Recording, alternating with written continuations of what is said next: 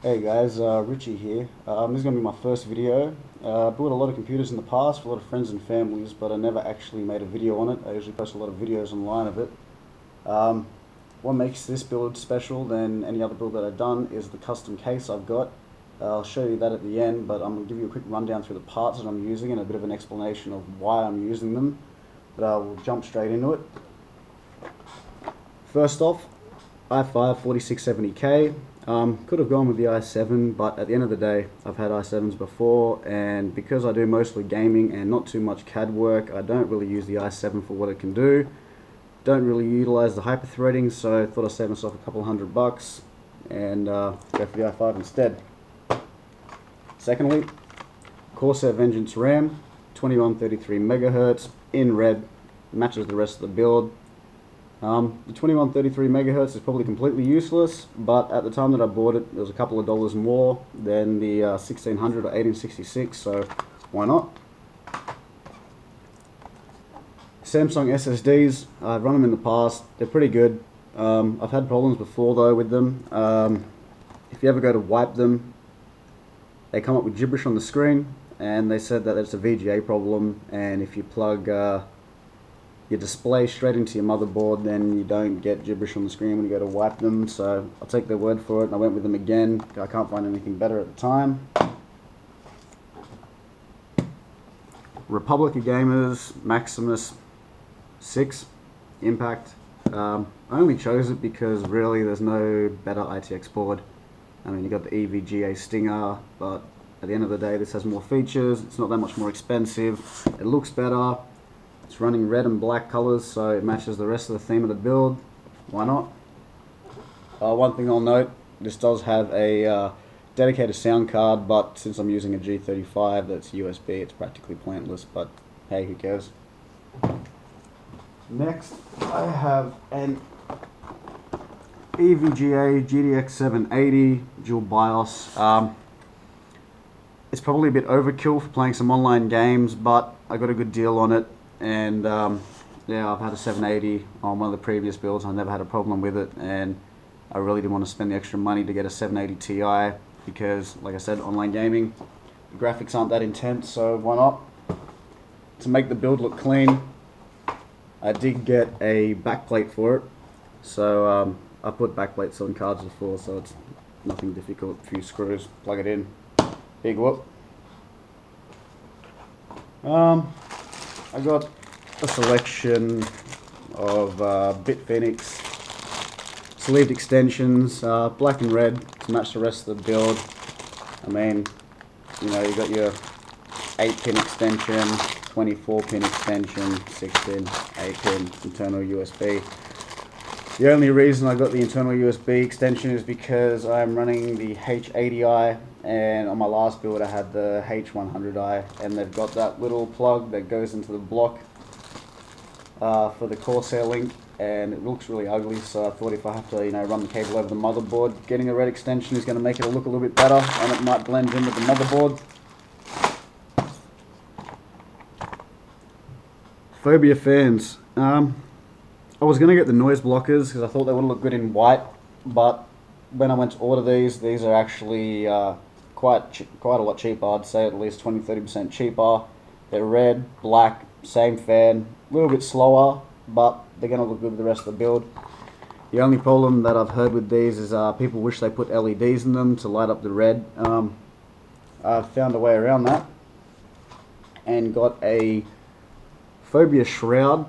So what I'm going to do is I've got a whole bunch of gaskets.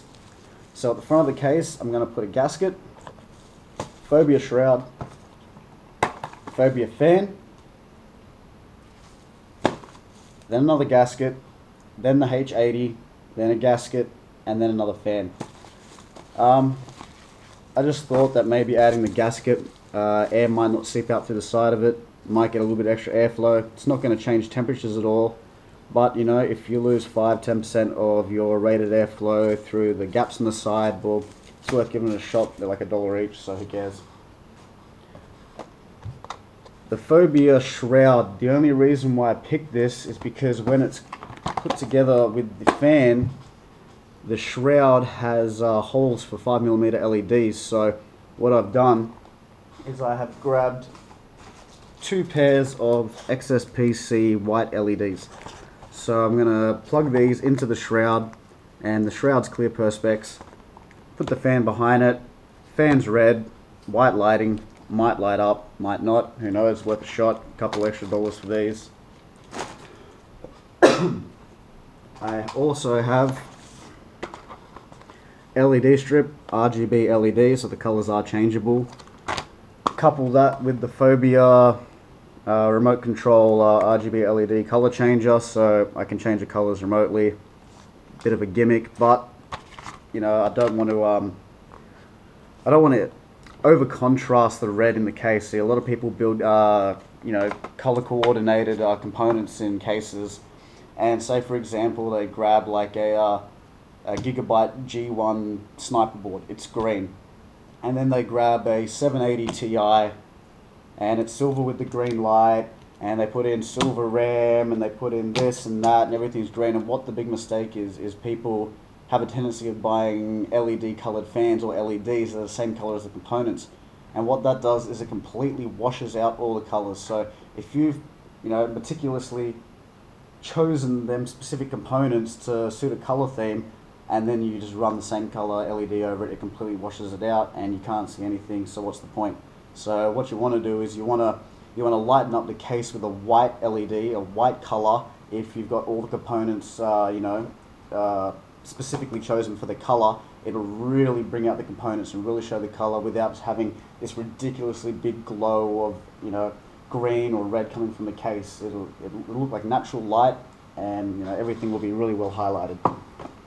You know, bunch of standard stuff.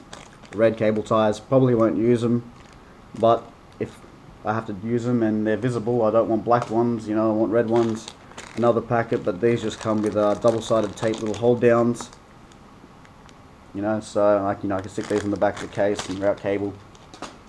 That was just one of the other LEDs. More double-sided tape, you know, cable clamps. Might come in handy, might not. Like 50 cents each, I guess. Noise blocker, 80mm fan. Unfortunately, I couldn't find a red one with a decent flow. The Phobia bionic loop fan, I don't know what makes it bionic, but anyways, but you know, this only comes in 120mm. Unfortunately, it doesn't come in 80mm, otherwise I would have gotten that, but you know, this is black. The theme's red and black, so it should match, so let's see how it goes.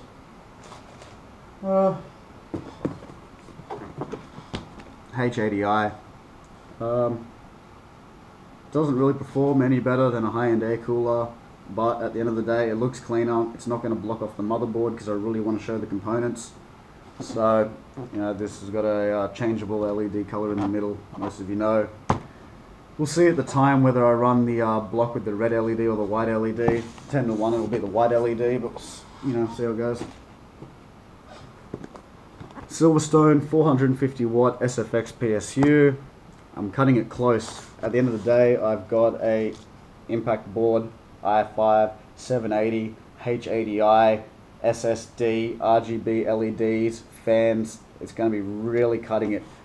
Just after I purchased this, there was a picture on Silverstone's Facebook where they're showing the 600 watt SFX. So when that comes out, the first thing I'll probably do is just upgrade to the 600, so I might be able to do a little bit of overclocking on the card, CPU, and I think I'll sleep better at night if I've got a little bit of extra headroom there. Ducky Shine 3 mechanical keyboard. This is my first mechanical keyboard. I went with the Cherry MX Brown with the green LEDs. I've used the Mates one, feels pretty good. It looks like an OEM Dell keyboard, but you know, it's quite nice. League of Legends mousepad. Can't go wrong. Like playing LOL. This computer's built for mostly like, I'm not going to be doing LANs, but you know, playing online with mates who play LOL, so why not? At the end of the day, that's almost about it. And most of you are probably wondering, what about the case? I got a letter here, and I'll show this to you. parvum. I was looking for a case. I was originally going to go with a FTO3 Mini, but you know the cable management's not that great. When it comes down to ITX cases, there's not too much on the market that tickles my fancy. I mean, you got the Corsair 250D. The only problem I got with that is that it is quite large for an ITX case. The Bitphoenix Prodigy, Phantom, Colossus, they're all quite large. But I didn't want to go complete shoebox and go with like an SGO5 or something like that. The only reason I was considering the FTO3 because I think it looks quite good with the graphic card mounted vertically. I was going to custom make a side panel for it to show it off, but it seems like a lot of work. So what I've got is a unreleased Parvum ITX case. I dealt with the guys from Parvum. They seem quite nice. I'm quite honest. I dealt with a guy called Justin. You know, he helped me along the process all the way. You know, I had a chat with him. Said, you know, I saw the Asus ITX case he'd done for them for Republic of Gamers, and do you have anything similar? They only do MATX cases, but at the end of the day, he was nice enough to actually custom make me a ITX version, which, thanks Justin. Included in the bundle, we have a pack with all the little goodies. You got these little building blocks. That's how all the perspex are going to screw together. Got your power on-off light switch. It's got the connectors in there for it. It's got all the screws to screw it together. USB 3.0 cable. It's quite generic, but does the job. The rear shield. It's not really a shield, it's the VGA shield, but because it's not built into the case, you have to put it on, so I'm going to call it a shield. You can tell this is a custom-made case and it's unreleased. You know, it's quite rough on the edges there, but you know, I do also work with metal and other materials, so I can clean this right up really nice. But over here, the package. I only just got this afternoon and it's unwrapped, but you can see in there, you know, we got the motherboard standoffs. It's like a transparent red and flat white build. Even though the rest of the build is black and red, I wanted a white case. Don't know why, I just thought, you know, I've had black cases in the past, and the only problem I seem to have with them is fingerprints, because fingerprints show up quite significantly on black. So I thought I'd give white a try, might give it a bit of contrast and some running white LED lights on the inside, so it's worth a shot. If I build it and anything looks stupid or something doesn't match, I'll just order some more parts online and replace them out. But apart from that, I will be putting up a video of the case when it's built. If you know anyone interested, you know, maybe Parvum might release this ITX case in the future. Maybe they might not. You know, I've only seen a couple online. Republic of Gamers had one at one of their shows. There was a white and grey one online I saw that was made for a custom build, maybe in Malaysia, maybe I think it might have been. And I've seen one or two at LAN parties that have been posted up from Parvum, but apart from that, like I said, they're unreleased, so it doesn't come with any instructions, but I mean, it's just pieces of acrylic, so how hard can it be? Yeah, so stay tuned. I will post up another video of the case when it is built with no components in it, and then I'll put up another video with all the components in it, and then a video after that of it running, its performance, its cooling, and anything that any of the other guys, tech guys, want to know, so stay tuned.